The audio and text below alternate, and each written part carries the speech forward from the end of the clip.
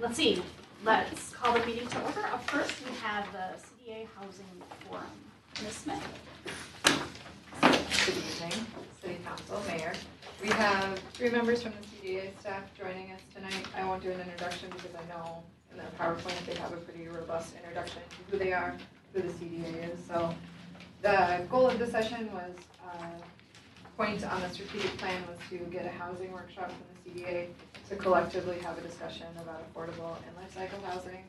Goal of this meeting and follow-up meetings, if necessary, is to create a housing action plan that we can share with developers beginning the development process. So long-term goal, housing action plan. Short-term goal tonight, education, ask questions, collectively come to some agreement of what we're talking about with affordable and life cycle housing in Carver. So welcome, thank you for joining us. Do you mind introducing yourselves, the 3 of you? I'm Elise Urban. I'm the Director of Community and Economic Development at the CDA. Allison Strike, the Deputy Director. And I'm Michelle Wojcik. I'm the Community Development Manager. Very good. Should we do a quick round? Sure. So I'm Courtney Johnson. I'm the mayor. I'm Joy McKnight. I'm on the City Council. Lori Sayer, also City Council. Christy Mock, City Council. Glenn Henry, City Council. Brent Merrick, City Manager. Aaron Smith, Community Development Director. Chad Shell, Public Services Director. Clarence Volpe, Interim City Attorney. I'm Tara Royce. Nate Royce. We're residents. Property owner. And Vicki Sunziden, City Clerk. Ready to take off? Go for it.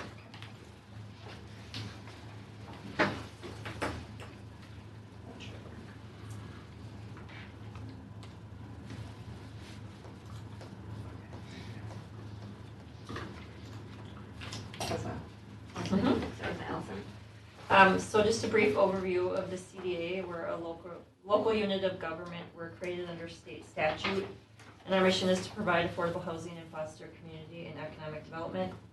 The biggest source of revenue into the CDA is we levy on the county property taxes, just like the county does. We're considered like quasi-government, so we're not county employees, we are CDA employees. And then some of our other sources of funding come from grants, both at the federal and state level. And then management fees off of our properties. We own and manage 630 rental units. And then we have 5 commissioners on our board. And each of the 5 county commissioners has an appointee on our board. We started as a housing and redevelopment agency in 1980. In 2002, we received our EDA powers, our Economic Development Authority powers, and we changed our name in 2006 from the HRA to the CDA. So again, we own and manage 9 multifamily. We have 110 scattered sites. We have various rental assistance programs, all of which target specific populations, but they provide, they help subsidize our clients' units when they rent out in the private market. We have an affordable home ownership program, the land trust, which Michelle will talk about later. We have over 30 properties in that. And then we do some home improvement loan programs. In the community and economic development area, we have a grant program for pre-development and development activities, of which the cities can apply directly for those funds. We sponsor the small business support program and the CEO Next program. And then assist businesses who want to expand here or locate here. And then we provide technical assistance to cities on community and economic development and housing issues, and can help cities apply for state and federal funding. And then, we support fair housing activities, and then on pause right now is we have we're HUD certified housing counseling area. And that is on pause right now, as well as being a coordinated entry access point for those experiencing homelessness. So our current CDA commissioner is Greg Coomer. You can sort of see this wonky org chart up here. So the commissioner that covers the city of Carver is John Fahey. And he would have the appointee when Greg Coomer's position is up, and I believe his term is up at the end of this year, as he took over for John when John used to be on our board and now he's a county commissioner. And then we wanted just to provide you with some different housing terminology. When you're dealing with housing, I'm not gonna read all of these, but we just wanted to make sure you had them so that you could reference them.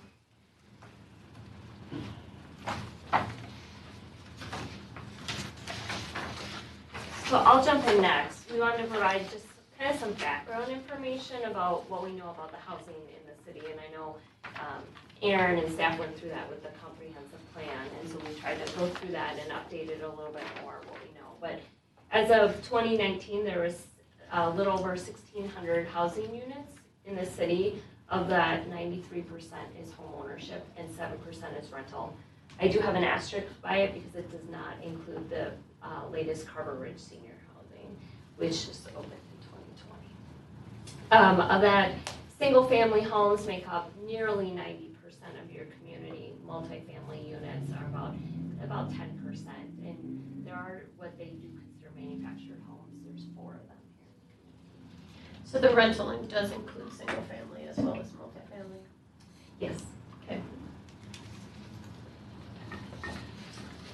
So bringing that to some Carver specific numbers, this is just a really quick overview of the projects that we've seen since 2018. So looking at the total number of units in Meridian Fields, Hawthorne, Meadows, Oak Tree, Carver Ridge, Timber Creek, and the Preserve, we've added 998 units of housing in 4 years, which is, I think, astronomical for anywhere, but specifically in Carver. So thinking about the 1,600 units that are existing, a few of these are likely tallied in there already because they were likely under construction. But even if you take 200 out of that, we're throttling right now at 700 new units in the past 4 years that aren't accounted for in that count. So Carver Ridge obviously is a rental, so roughly 920 additional units of single family, largely home owned, so owner occupied, added to that housing stock specific to Carver recently. So something that I've been thinking a lot about as we did work on the comprehensive plan and then the update to the zoning code that we'll need to do is thinking about where the market is hitting right now, specifically in Carver. So thinking about our residential districts. Right now we have R1, which is our lowest density, to R4, which is the highest density project. So think about the Bluffs as kind of a classic R1, Carver Ridge as kind of a classic R4. So single family to a pretty dense apartment unit. Something anecdotally that I have found really interesting in the past 4 years is that every single project, aside from Carver Ridge, has applied for rezoning of R2. So it's the residential 2 district, a little bit smaller of lots, does allow for a duplex, but largely single family. So those lots are 7,000 square feet. Something that we've talked about quite a bit here is that 7.5 side yard setback. So something to remember about these decisions of the 920 units that have come in the past 4 years is that it's market driven. So the market is demanding this product of a little bit smaller of a lot, a denser product, so that R2 is the place that it's hitting right now. Something that I'm also going to ask that you keep in mind is that if we start increasing some of these setbacks, less amount of homes can go in a project, higher development costs. So if I'm a developer and I can get 5 houses on a street with a 15-foot setback or 8 with a 7.5, obviously the 8 are going to have lower costs because the street won't be as expensive for each unit. Something else I'm going to ask you to think about is that the Met Council does have affordable housing goals for us. We try to hit them. If we don't hit them, it's generally not a big deal. We don't talk about it often after we say like, hey, tried our best, didn't work out. But they hold our feet to a fire with a 3-unit density across the city. So that means that some projects can be less dense. So we could have a project that hits 2 units per acre, but then I would need a Carver Ridge that year to balance it back to the 3 units per acre.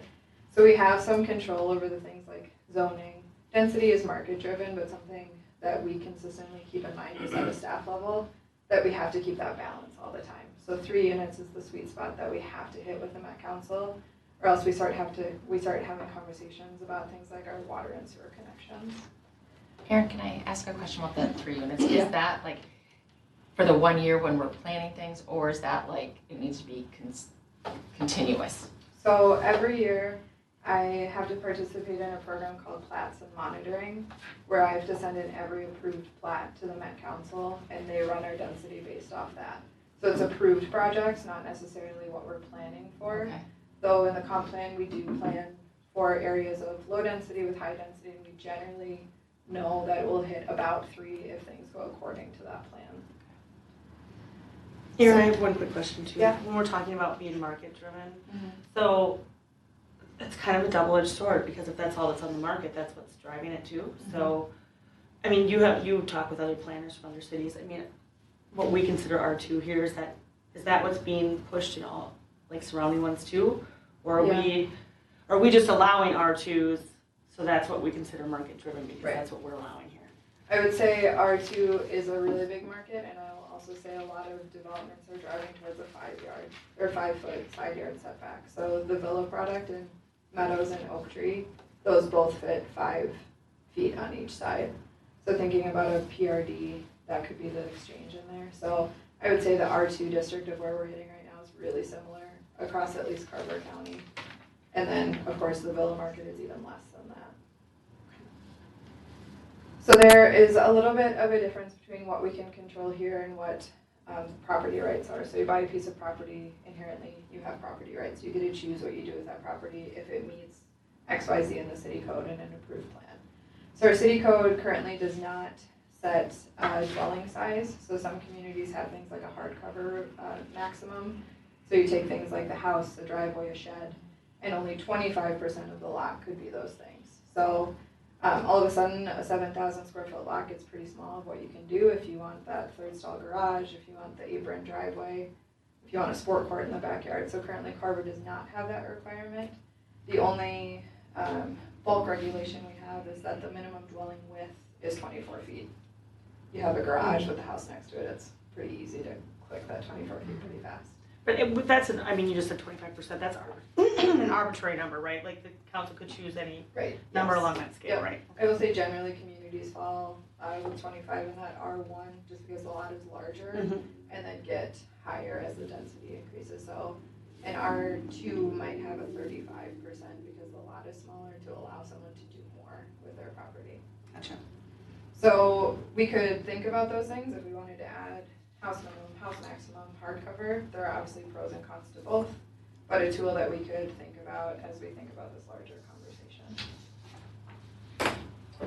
So this is the slide that was in my strategic planning session. I actually updated it because Elise had candidly better information than I did for home costs. So using the Hammers property or the Preserve as an example, the selling price for the Preserve or the Hammers property was $51,000 per acre.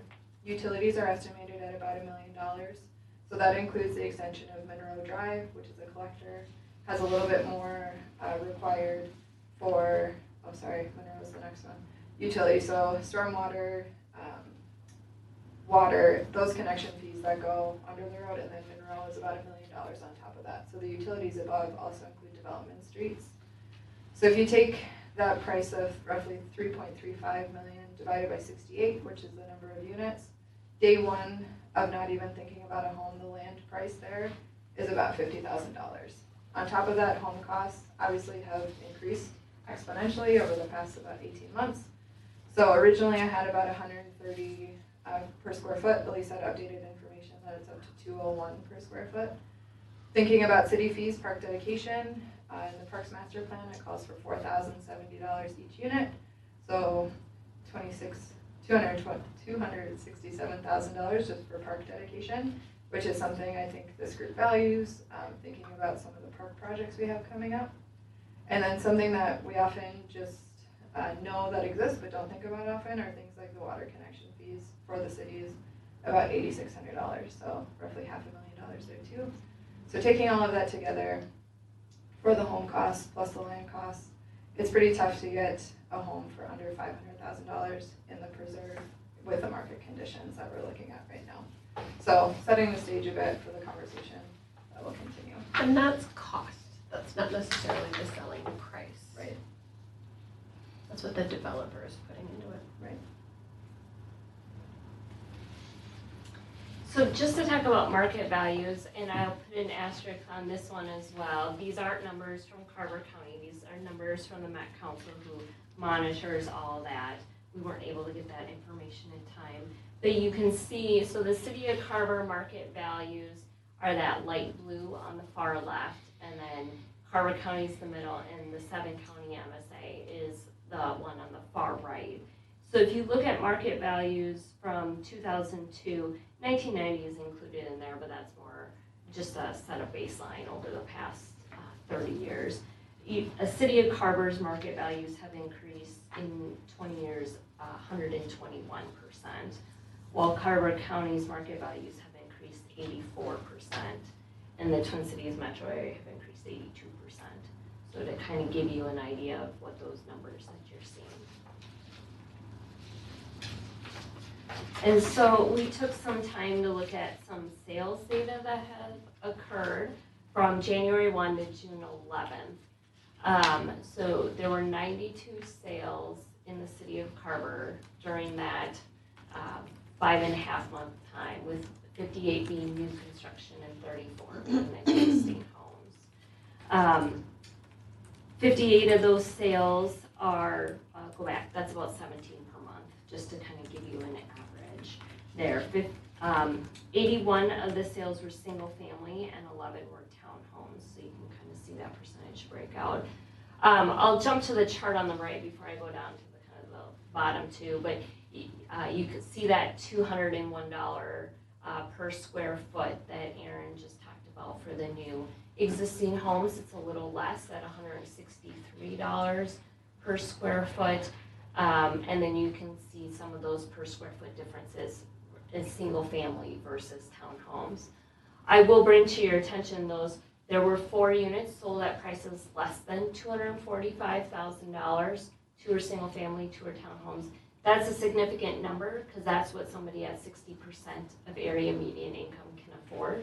And we did include in your packet, you can take a look at what 60% families and households at 60% make, so you can get an idea of what that number is.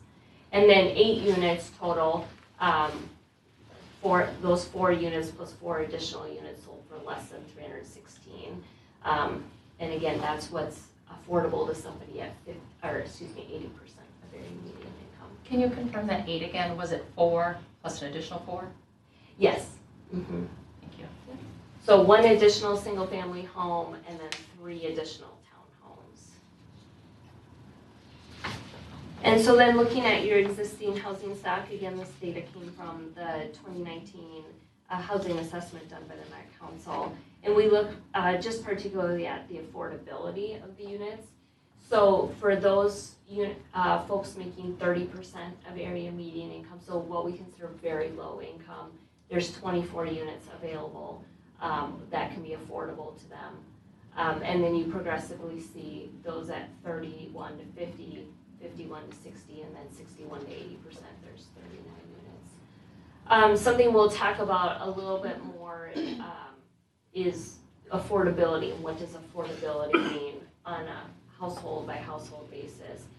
But cost burden, those are households that are spending more than 30% of their household income on housing. That's what cost burden means. So if you're spending half of your income on housing costs, then you're considered cost burden. That's in this industry. So you'll see incomes below 30% of area median income. There's 29 households. Incomes 51 to 80%, 93 households are cost burden. And I think an interesting kind of additional stat is housing cost burden is on the rise. I think we can all kind of guess that. It grew by 68% from 2000 to 2019, so that's increased quite a bit. Can you tell me what the denominator is for the top and the bottom? Yeah, and I was just thinking about that as I was talking. I will get back to you on what that number is. So my other question is, I mean, this is the city of Carver, right? Right. Compared to other communities in Carver County, does this pie chart look really similar? We could certainly do that analysis and find out. I think some communities are going to look very much like that. But I think other communities, I'm guessing Chaska maybe looks a little different than that, with some older housing stock and that sort of thing. But we can also create graphs for the other communities so you can see.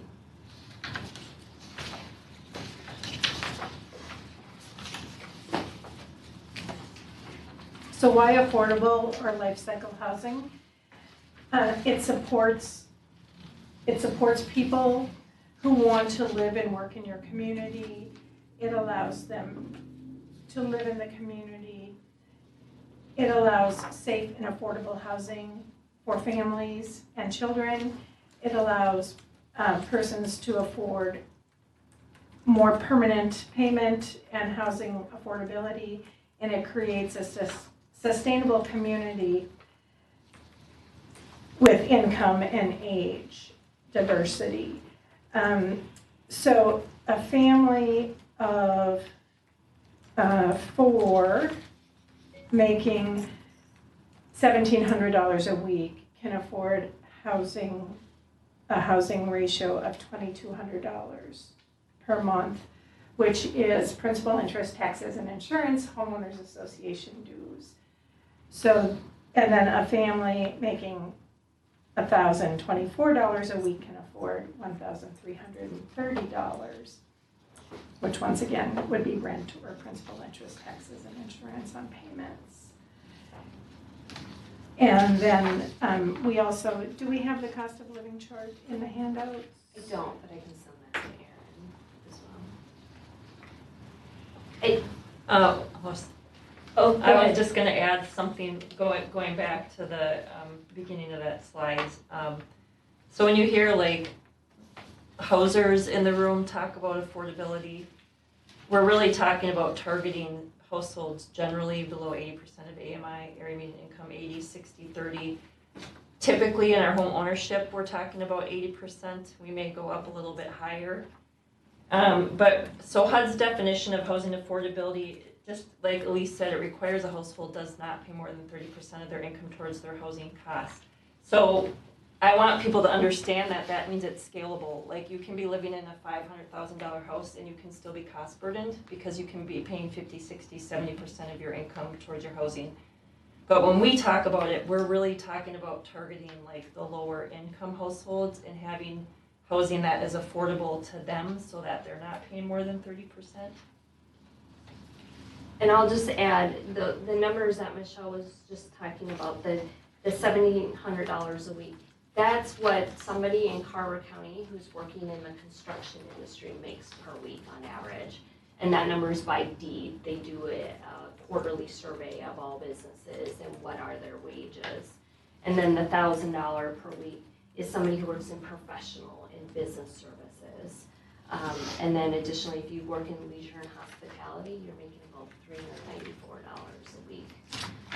So your ability to afford housing is about $512 per month. And we gave them the MHP, yeah, so the MHP has good information on like some of the most in-demand jobs and what the wages are for those jobs, so you get an idea of how tough it can be for people like earning those livings to actually be able to pay for their housing costs. Unfortunately, the MHP, when they did their 2019 housing profile, the in-demand jobs were specific to Carver County, and the 2021, it's the metro area.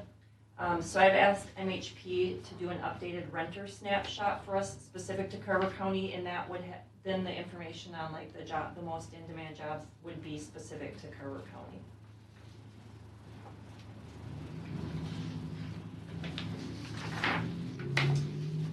So this is just some examples again of different types of rentals, apartments, obviously single-family homes, homes or townhomes or ADUs, and then those affordability levels that we were talking about. So, like for example, all of the properties the CDA owns and manages are senior buildings, target households at or below 100% of area median income, and then all of our general occupancy are 80% of area median income or lower. And then there's also length of affordability, so like a low-income housing tax credit, for example.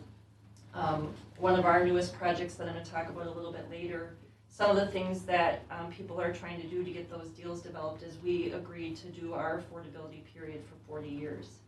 And Carver Crossings is probably similar, they probably did 30 years, just because that's a tool available when you're going into Minnesota housing, you know, so length of affordability depending on how it's financed.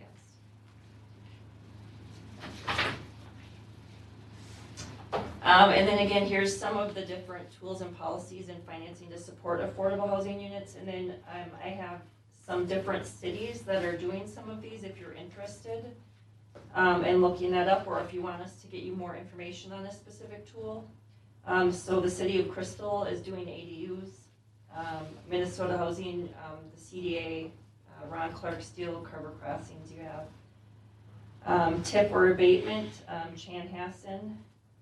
Inclusionary housing or mixed income, St. Louis Park, Minnetonka, and Bloomington all have policies for that. Fee waiver programs, Waconia and Watertown, in your neck of the wood are both doing that.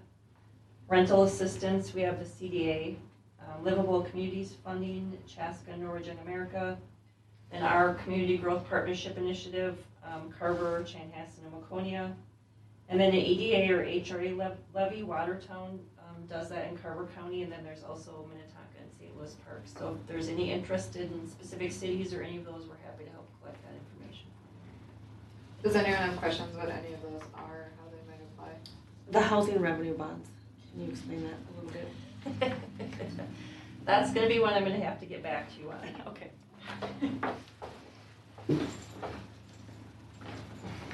We haven't done housing revenue bonds in the city, since we do, general obligation bonds, either through the county, or we have some that are just through the city. In Chanhassen, we have a project that's the city did, and then we have somewhere, like in, Waconia, we have the city, and then we roll that into the county GO bond.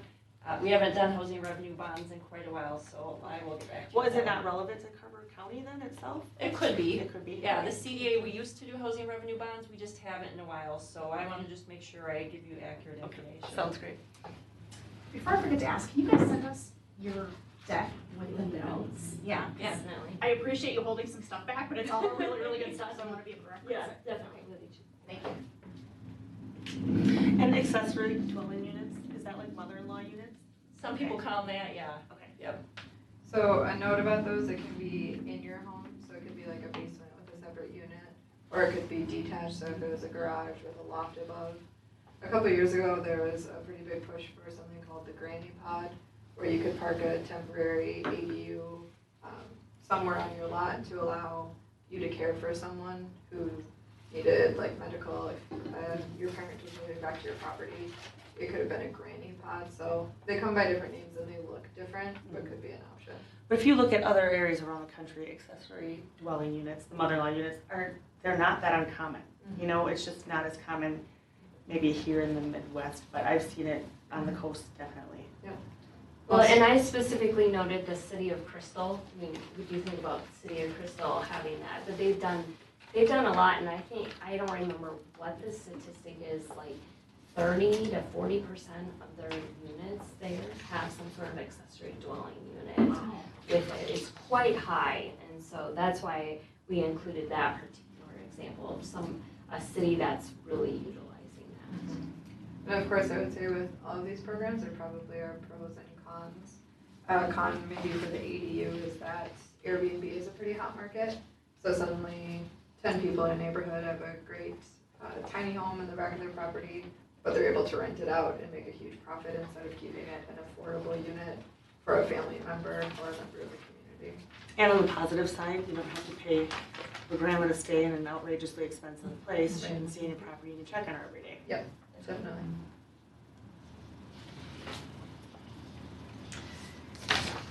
There's a multitude of different types of home ownership, single-family units, attached townhomes, there's actually detached townhomes, condominiums. And then the affordability levels for our programs, and a lot of programs that receive assistance are 60, 80, and 120%. And so for someone at 60% of area median income, which is $62,940 gross household income for a family of 4, they could afford $245,300 in a mortgage, and that would keep them at 30% of for their housing ratio. And then for 80% of AMI, which is $79,900 for a household of 4, they could afford a $316,000 mortgage based on that 30% ratio. And typically the lengths of affordability are 30 years when we put a covenant restriction on, and then land trust properties, it's 99 years.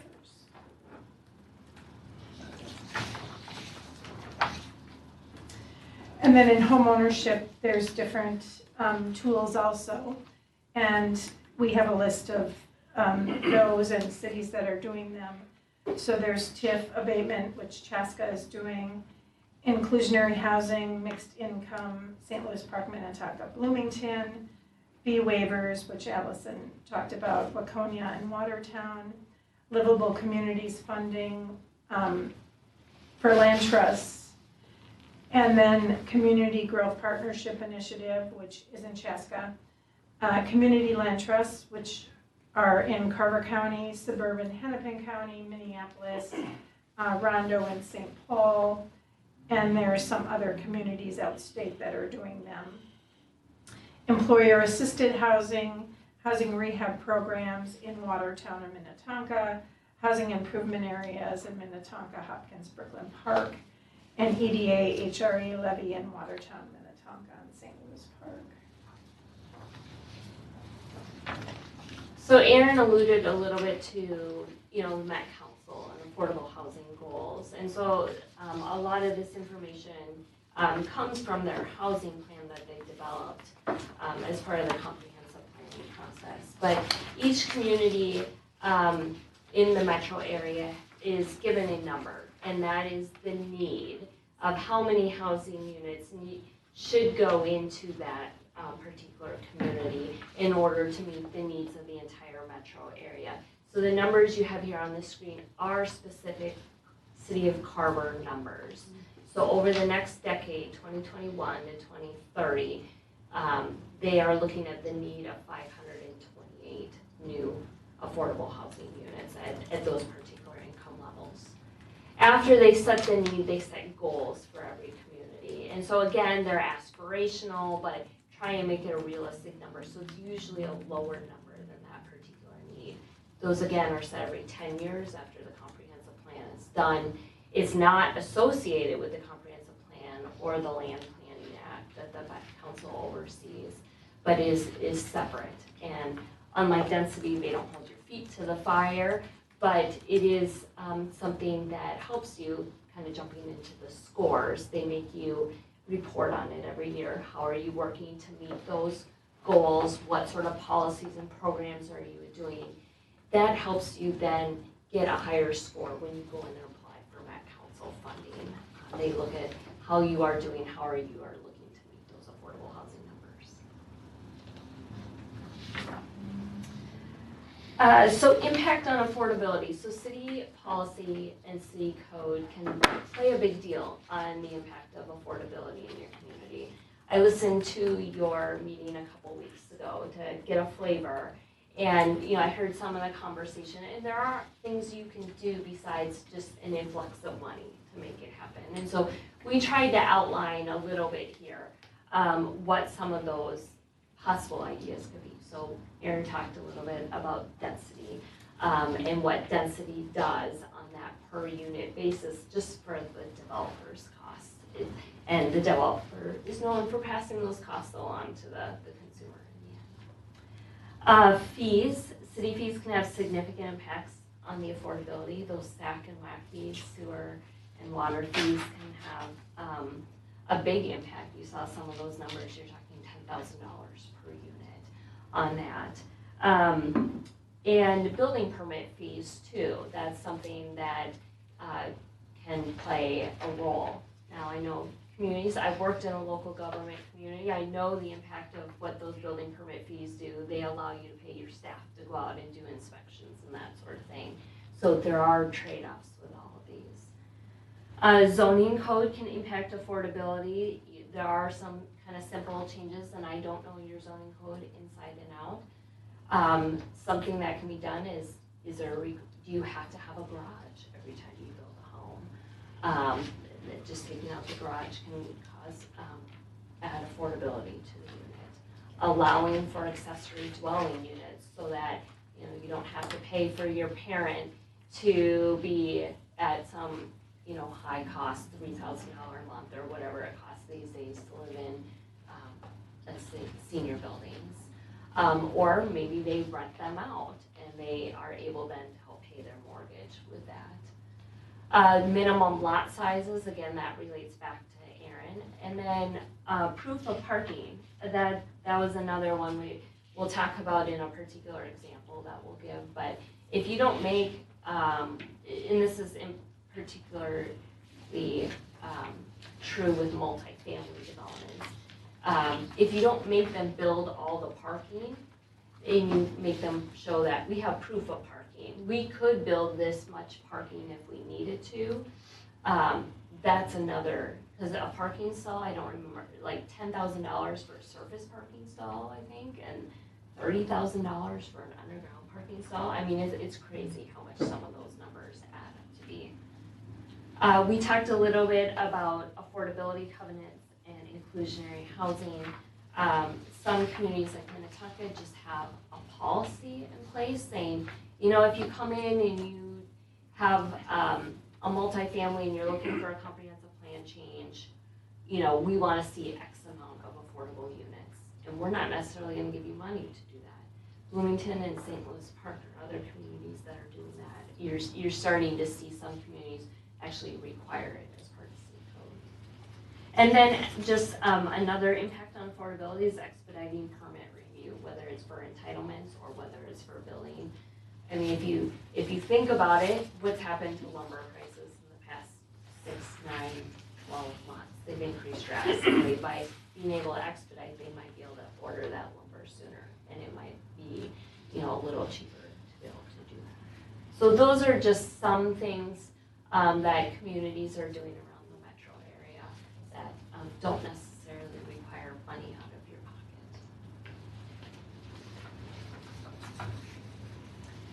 pocket. So we had a discussion actually with our board last week on projects and some of the things the CDA is working on.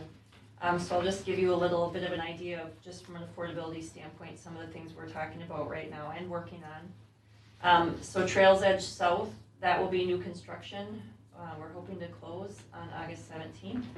It's a low-income housing tax credit project. It'll be 60 units of general occupancy. And I have a separate slide where I'll go into more detail on that project.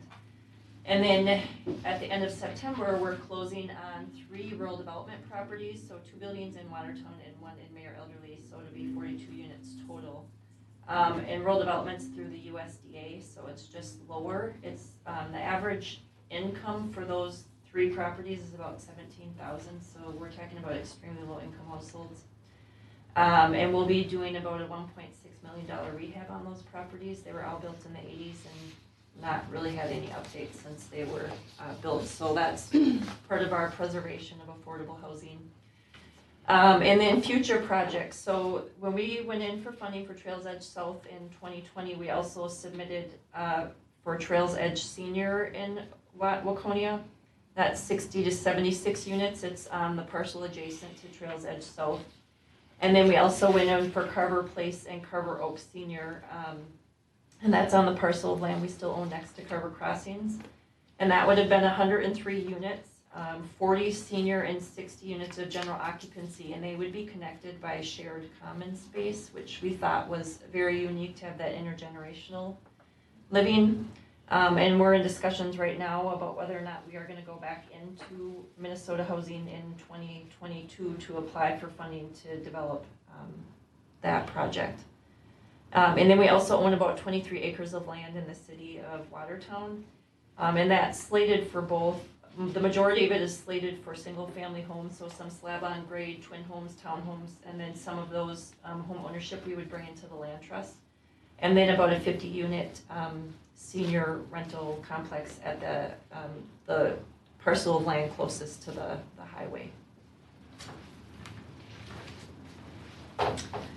The Carver County CDA runs a community land trust, and in 2009, we took it over from the city of Chaska, and it helps homeowners between 50 and 80% of area median income purchase homes for home ownership. It's just like any of us buying a home. We have 34 units currently in Chaska, Cologne, Mayor, Victoria, Waconia, and Watertown. We're adding 2 more units in a couple of weeks in Chaska. We're closing on them. They were supposed to close the 29th, but construction was delayed a little bit because of COVID. So homeowners, they're just like any of us that buy a house, with the exception they lease the land from us. So we own the land and they lease it for $25 a month. And it remains affordable for 99 years. And then well, I'll get into that on the next slide, but it's affordable for the long term, and if they sell it, they have to sell it either to us, we have first right of refusal, or they have to sell it to a qualified buyer that meets the income restrictions. And how does a land trust work? We either acquire land and build new construction, or we have acquired homes. In today's market, it's a lot harder for us to do that because they're expensive. Or homeowners can go out and find a home. We have an expansion grant, so they can find a home that might qualify for the program, and we would put the money in for the land.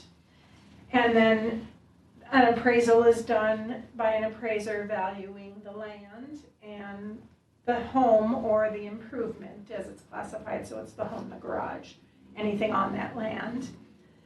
And then the folks get a mortgage for the house, and then we own the land, they pay us a lease payment of $25 a month.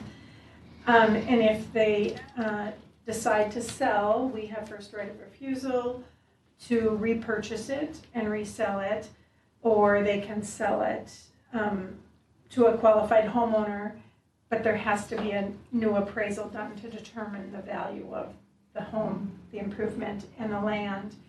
And then the CDA retains 75% of the value, and the homeowner gets 25% of the improvement in the land. So it continues to be affordable for the long term. You ever partnered with any builders for something, for a community land trust home? Well, Am I using the right term? Yeah, actually, we're in the middle of working with Habitat on those Chaska units. In a previous job that I was at, the city required so many affordable units to be built, and so then we worked as the intermediary at the city to then get those units sold to the community land trust. The developer was required to build those units that then got transferred to the land trust. Okay. There are examples of that. Thank you. So, perfect question. Developers with affordable housing projects in Carver County, we're not the only ones doing affordable housing. Aon has units in Chaska. MWF has brought on new units in Waconia within the past couple of years, and we just talked about the Habitat project. Some other affordable housing developers, you may have heard their names, and these ones work in suburban communities. I could list a bunch more. They don't necessarily work in suburban communities. They work in Minneapolis and St. Paul, but Common Bond, Art Space, Beacon, PPL, Project for Pride and Living. So I wanted to give you a flavor of that. These folks are mostly nonprofits, but they come in and that is their mission, is to build units that are affordable. And just to give you then an example of a recent project, Vista Ridge opened during COVID in Waconia. So this is an MWF project. This is MWF's second project. They also own Interlock in Place in Waconia, close to where our new building will be going.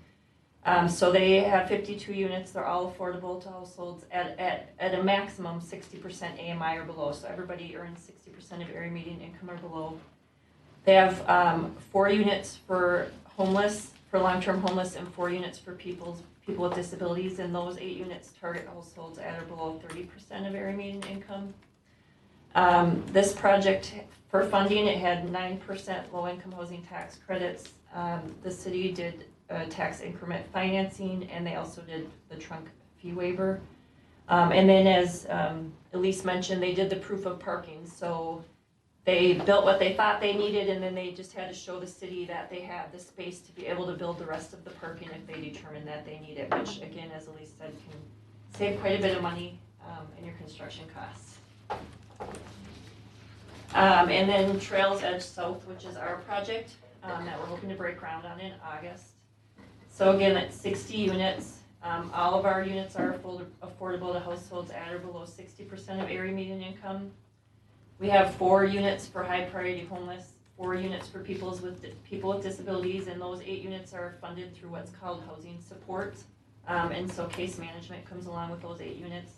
Those 8 units target households at or below 30% of area median income. We got 8 project-based vouchers for Metro HRAs, so that means that a voucher will be attached to the unit and the household will pay 30% of their income towards the rent, and the rest will be subsidized through Metro HRA. After 12 months, if there's a voucher available, that household can take that voucher and move anywhere in the United States, and we keep a voucher attached to the unit for the next person. Those 8 units will all be 2 bedrooms, and they'll target households at or below 50% of area median income. And then again, just an example of some of the funding that it took for us to pull this deal together, because we've been trying to develop this deal since 2011. So it's 9% 9% tax credits. The city did give us the trunk fee waiver. The CDA is donating the land to the project, and we also applied with the city for our own community growth partnership initiative grant, and I think that was $80,000, if I remember correctly. Just to give you an idea of some of what it takes to make a deal work. Allison, I'm noticing in both of these Waconia projects that you used as an example, you're saying there are 4 homeless units and 4 units for people with disabilities. Mm-hmm. So totally kind of 8%, or I'm sorry, 8 units. 8 units, which is what, like roughly a little bit more than 10% on us, Brent, to give me the exact percentage. 8 divided by 60. But anyways, is that the threshold of what you generally see in these kinds of projects? Well, it is to make, so some of what, and I brought it on my computer in case you were interested, but we could share it with you. So when you go into Minnesota Housing as a developer, you will do just about anything you can to grab as many points as you can, because it's expensive to apply, and you want to get a deal done. And a lot of developers, so Trails Edge, this was our 3rd time, I think, applying to them. So that would meet the minimum threshold for Minnesota Housing. You could do 8 for homeless or 8 for people with disabilities. Typically, people do 4 and 4, and that will get you, in that specific category, that will get you the minimum amount of points. Okay. So you could do more and get more points, but generally developers, they do the minimum because, already 8 out of 60 units, 8 out of the 1 bedrooms. So we have 15 1 bedrooms, 32 bedrooms, and 15 3 bedrooms. So that's already 8 of our 1 bedrooms that now have a designated population, and we want to make sure that we have other 1 bedrooms affordable to people. So typically that's the minimum, because that will get you the minimum points. But it also depends on the size of your building. And that minimum, painting it really broad brush strokes, that minimum is generally what you see. So if it would be Generally. for a 103 unit building, you would see 4 and 4, or We would in our building, yes, because 40 of the units would be senior, and you don't get points for, they do senior differently because of the funding source. So generally in a senior, we might have some units for people with disabilities, but we probably wouldn't do the homeless because we wouldn't get any points for that. Okay, thank you. When we're looking at what funding mechanisms do you use for the land that you purchase? Because if you're donating the land from the CDA, is that tax dollars? Is it grant money? How do you acquire this land to be able to give it back to start with? So we purchased that land in like 2000. I mean, right after the economy tanked. It would have just been out of our regular general fund. So the CDA purchased it, however we'd saved up money, levy funds, generally it's no grant funds. Okay. And so now that we're donating it, so this project will be owned by a limited partner, and the CDA will be a general partner in that limited partner. So basically the CDA is donating the land to the limited partner, and that helps on our scoring as well with Minnesota Housing. And then a housing project example is the Habitat for Humanity, Carver County CDA and the Land Trust in Chaska. It's behind Shepherd of the Hill Church. So you can see it from 41, yep. And the 2 units, so it's eight affordable units. They're all 4 bedrooms. It's going to be 4 twin homes. They are home ownership units. And the units are permanently affordable or for 99 years. And then our funding sources are from sale of the units, Minnesota Housing Finance Agency infrastructure bonds for the land. So we've received funding for 6 of those units, and then we'll go back because of the timing of them. We'll go back for the 2 additional units for funding for the land. And Minnesota Housing has made Land Trust a high priority for funding in future rounds, most recently. And then Minnesota Housing Impact Funds for additional affordability for buyers. And they are allowing us to layer all of those funds. We do have to submit, so the buyers are typically between 50 and 80, but the first 2 buyers are right around 60% area median income. And then the Chaska, we have Chaska funds available if we need additional funding for affordability or for land. What does that mean, Chaska funds? Does the city fund that? The city, I think, the city, we sold them part of our back parking lot a few years ago, and so in exchange for that, we got some money. It's TIF money that they put into a housing trust fund. And so we used some of that money to buy 2 houses that we have vouchers on that we do in partnership with the school districts. Okay. And then we had some money left over, and we told them we'd like to use it towards land trust. Okay, so it's not necessarily them funding it. No, Those are it's related. excess TIF funds that they've rolled into a house. They call it their housing trust fund, excess TIFs. I mean, Okay. same thing. Okay, and then the other question that I had is when you're talking about land trust, you say 99 years. I assume that that's the maximum? It's a 99-year renewable ground lease. Okay, Right. So just if 99 years comes up, it's just gonna go again. that answers my question. And it's $25 a month. Right, which okay, thank you. is very affordable. Yes, for sure, thank you. Mhm. All right, that was a lot, you guys, but that was that was perfect. Thank you. Good job. Yeah, really appreciate the choreography that you guys did and clearly the work that you put into this before you got here tonight, so thank you. Questions? So what I was talking to Aaron, what we'd like to do is, since it's fresh in your mind, have this as an agenda item for tonight's meeting, just for you to kind of share with Erin what you heard, so she can start working on it rather than waiting another 2 weeks and then say, what did they say again? So you have maybe, and it doesn't mean to be a comprehensive, just kind of like your key takeaways, what you maybe want Erin to look into, that kind of thing, if it's acceptable to the council. Sure. Any objections? Nope, but I'll probably be emailing you then in a couple days. I know. How it is now. One more thing. Yes. Yeah, okay. Okay, if there aren't any other questions, we'll thank our friends from the CDA and thank you. Thank you. Thank you so much. I would imagine you have other things to do. But seriously, thank you, that was really great, and that helps, and my mind's still spinning, but you've given us, I think, just enough to be dangerous, so thank you. Well, thanks for having us. Thanks. Thank you. And Habitat will have a dedication on those units shortly after we close, so we can Cool. tell folks about it. Very cool. I look forward to the article in the Chaska Herald. All right, item 3, the downtown park. You guys want to go this way? Sure. Good. Yeah, let's-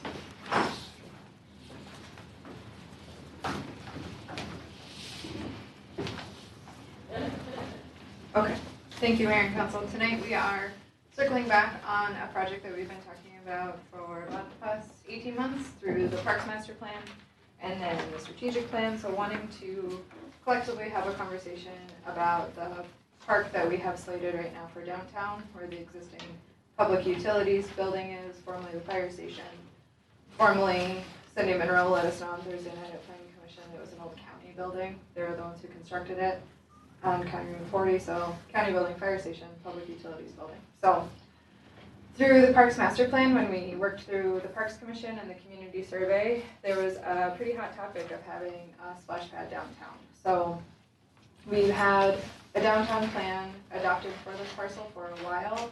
Even before the Parks Master Plan, there was a downtown plan that had like a river overlook, a downtown plaza area, so a community gathering space.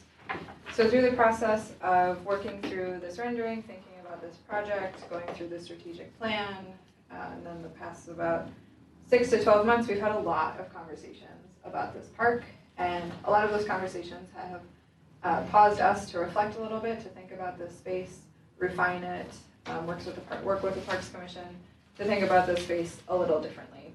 We got some feedback that this park was great for a certain demographic. It was great for people who had young kids, and that was about it.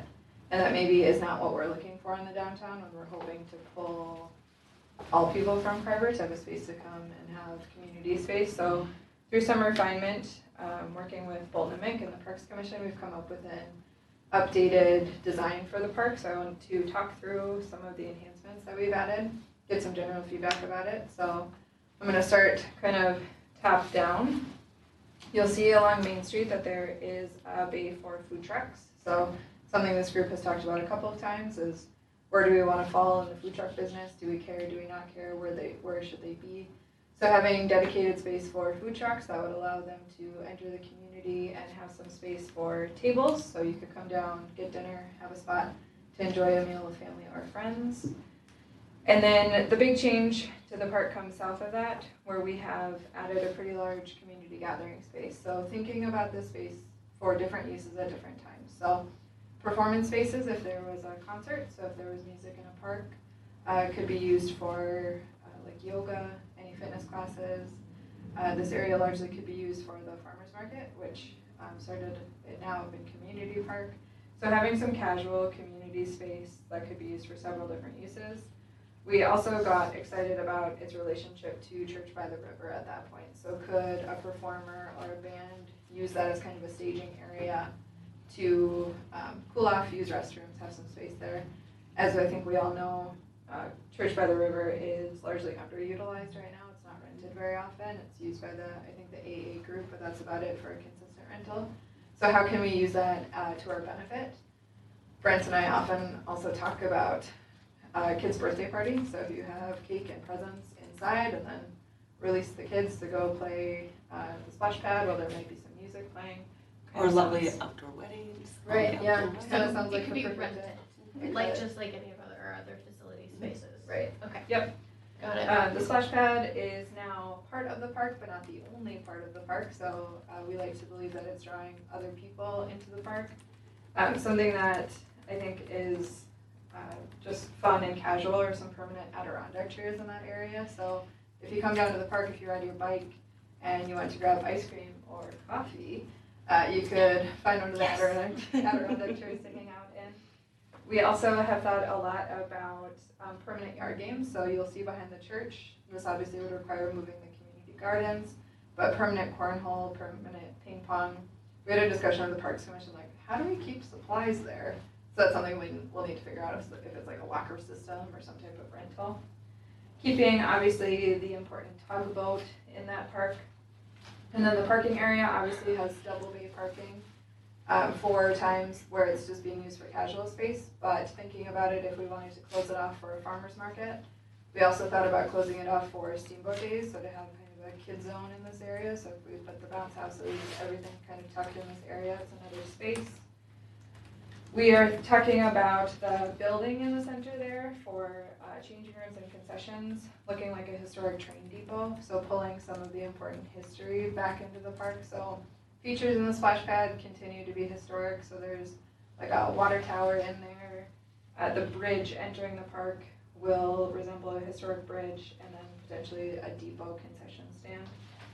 So I think that's all I'm going to talk about right now because I want to get some feedback on it, but we've been working pretty heavily on this park, just thinking about it a little bit differently. I think it was a really great exercise that the council brought up its strategic planning to pause a little bit and reflect. and think about how this can serve more than just a really niche market of people with little kids. So if you have feedback, thoughts, comments, If I could just jump in on one piece too, so based on the proposed investment you'd be making in Ironwood Park, whether it's this park or Creekside Park or some other park, you're looking at no sooner than 2026 in order, unless you wanted to bond for it, but we're going based on the assumption this would be funded out of cash through park dedication. And on the outside, we're probably looking at 2026 after spending, approximately 1.5 million for Ironwood Park in 2022. So you're not necessarily having a discussion on is this going to happen next year? And obviously the public utilities building and the storage would have to be resolved. But to just kind of piggyback on what Aaron said, some feedback because it's a reformatted concept, and then maybe some input on where you might like to see this, because we're working on the long-term financial plan, which would be presented to you at your second meeting in August. okay, I thought of one more thing, and then I promise Yeah, you don't have a lot of minutes left here, so. Hold on, if anybody has questions. I'll talk really fast. Scott County is also continuing to work on the Miriam Jordan Yes. Trail, which takes the trail over the river, kind of directly to that existing trail. So Yep. this general area here would be the landing spot for a pretty significant regional trail into downtown Carver. Okay, done. Oh, it's gonna come back close to I thought downtown. it was Yes. kind of go over the other No, one. that's where They have it slated. they have little out there. markers out Yeah. there. Really? They've been surveying it. They haven't Oh. made a definite decision, but Yeah. my crystal ball is telling me it's somewhere. My in brain that just area. put it right where the old train bridge was. Because I think it was Yeah. at one point. Yeah, it Like used to over be the- back yeah. there, yeah. Yeah. Cool, Whatever. great. As long as it's over, So great. maybe to that point, the only maybe constructive criticism, because I see, while you were going through this, I do see this as a way station for all the bicyclists, walkers, strollers, et cetera, who come across from Scott County. So maybe we want to see a bike rack in here. Right. A place where folks can Oh, there tie are up some. their bikes to. Just a couple down here. And we Okay. can make them, Okay. we can make them historic somehow. There Yeah. are some cool bikers. I'd also love to see, you guys heard me use this term before, but I'd love to see a bubbler water fountain where folks can fill up their water bottles. It is. It is not, I agree with Joy. We don't have We that. are. But I think it's great. I love this because it draws traffic downtown. I love it because it's so multi-functional. I think that, we talked about when we were giving the Parks Commission direction for what we'd like to see in Ironwood. We talked about we don't necessarily need another playground. Yeah. What can we enjoy, as adults? And I think this fits the bill in really kind of broadening that age range and the demographic that we're looking to draw into our parks beyond the swinging and sliding crowd.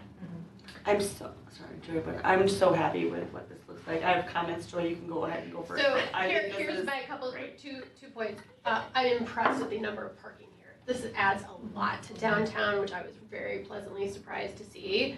I also love the flexible gathering space, and this also makes me love the Church by the River a little bit more because it's integrated into this space. It's a beautiful building, but I also have heard, right, costs are high to maintain and insure. Do we really want a whole lot of this? This makes me love it more as part of this whole space. It strikes me so funny. I loved it a little, I loved it a lot. I think it's great. I really like it, especially the food truck entry plaza. That's great. And then my suggestion would be add something like a hand washing station. All sweaty off the bike, wash before you eat, wash after. Okay. And a bubbler. Chad, you know the Yeah, so I think it's great from what we saw in the last plan. I think this is just blows me out of the water. I think this is really fantastic. My couple comments, we just put the community gardens in. I realize it'll be a few years down the road, but I think we need to make sure that we, what was that? We need to have plans. Yeah, but we need to make sure either that if it happens to move, fine, but otherwise the space is carved out for that. I'm a little bit weirded out by the entrance into that. I don't know how else to say that. Only because we might need a four-way stop or some traffic control because you're going from two sides into a skinny entrance and how cars pass each other and get in and out. You stop. So anyway, that might need just a little bit of finessing with that entrance in there. I think, so when you talked about the water feature the last time, we had thought really child-looking, young-looking water features. Is this one maybe not gonna be bright yellow and bright? Yeah. No clown mouth. Yeah, no clown mouth or something like that. The previous version had it too, but we're trying to keep this looking a little bit, I don't wanna say splash like and look mature, but hoping to keep it in the historic nature, so no bright colors, using like the greens, the blues, and having water features that aren't necessarily the clown mouth. I think we would try to make it tasteful, like a mature and tasteful space. Well, neither of those seem to work. Yeah, I'm also happy to see more of that parking, again, with that entrance, we may lose or some whatever, lose or gain a few, but, and the church by the river, I like that building. It is obviously underutilized, I'm happy to see it integrated into this plan. And it did immediately think like small wedding venue too, and then they would have changing rooms and places to go inside, so. And then they could walk down to the hall here and rent that for the reception, see, it's all coming together. But, yeah, You no. planning your wedding? No. A wedding in a church? I will just help someone else plan their wedding. I'm a good friend. No, otherwise, at this point, I don't have any other comments besides that. My only comments were that we have to find a spot for the community gardens. I like the way that the whole, community space there is open. I would like to see for the splash feature, integrating in the Carver water tower for the area. For the cornhole setup, I don't know how it works on concrete, but Brenton lied to me that they're not concrete on the top, so I haven't seen permanent cornhole. And same with the ping pong. But other than that, I like it. I think it would be a great addition to the downtown area. It keeps it old, and yet it makes it new. I don't think anybody gave you your feedback on the timeline. Understanding we can't have everything tomorrow, I think 2026 does seem to fit in well, especially if that's the point where we have the funds for it.